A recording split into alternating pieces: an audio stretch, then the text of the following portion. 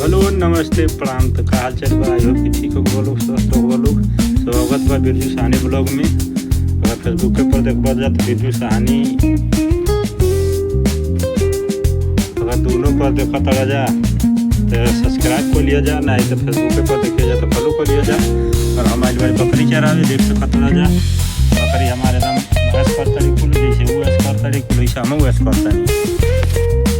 इतना बढ़िया ऐस मिलल बा हम पर के बकरी में, ठीक ना। देखा तो लो ना, शाम के 5 बजत था, नहीं कहीं अभी खा पाए 5:30। जय हिंद। और हिंदिया को बजत रहता को बजत।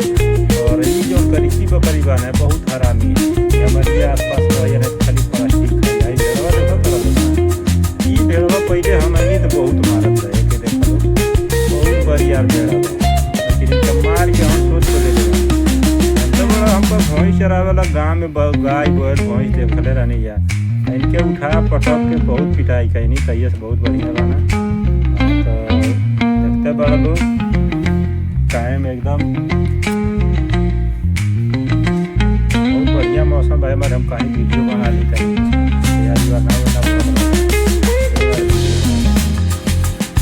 अगर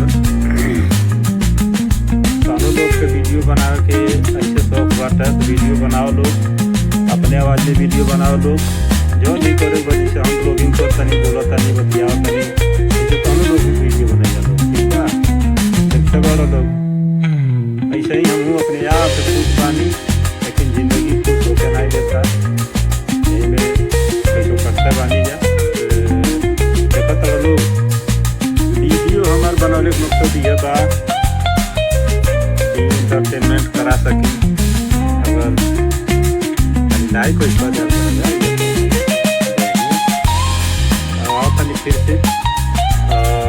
फिर से देखा लोग कुछ भुलाए डल है तो कहानी बता दी। अगर कुआ ताल चाहता लो ना तो बकरी में यह लोग, लेकिन संपर्किया के ही तो भैया लोग ऐसे फंसावे वाला के आदमी साथे ना ये लोग ऐसा बड़ा लोग बोला यहाँ पर कुछ और ही कह के काम दे दिया कुछ और ही दिक्कत हो जाए, बहुत परेशानी हो जाए। आजकल एजेंटे पर जैसे भरोसा नहीं बा, अभी ना एजेंटे जिसे के हुआ नहीं पाई, लेकिन ये बात के संपर्क किया रही एजेंटे से तो ठीक ना। आओ लोग कमा लोग, पढ़ल लिखल नहीं बड़ा लोग कोनो काम नहीं कर जा सीखले तब आओ जा बकरी में। नहीं तो कोनो भी काम अगर मालूम हो है आराम से घरे वही काम में बिजी रह जा, करो जा। और 15 से 20 हज़ार रुपया कमाता रह जा गाँव में, तो वही में बचाओ जा, वही में कुछ करो जा। यहाँ 25 हज़ार के चक्कर में बहुत परेशानी बा भाई लोग। अगर धूप हो जाता ना, अगर बिहार बहे लगता बहुत परेशानी होता, इतना दिक्कत ही होता कि का बतावे के हो जाना लोग, बहुत दिक्कत बा। अब का कही जाई, हम पास पढ़ले लिखले नहीं बनी जाए, हमारे आके यहाँ बकरी चराओ तनी जा। फिर भी रोजी रोटी है, आप रोजी रोटी से कहीं रहो खुश रहो, यही से रोजी रोटी चलता। यार लड़का के सबको हमार और कोनो कामों करे होता तो यही से होता, तो मान के चलो बढ़िया बात है। अब बकरी देखो तो लोग ना खुद बड़ी कोई एकदम दूरी नीचे नहीं करी तो जब ले देखा ऐसे बारी। चलो जा ब्लॉग यहीं करतन खत्म।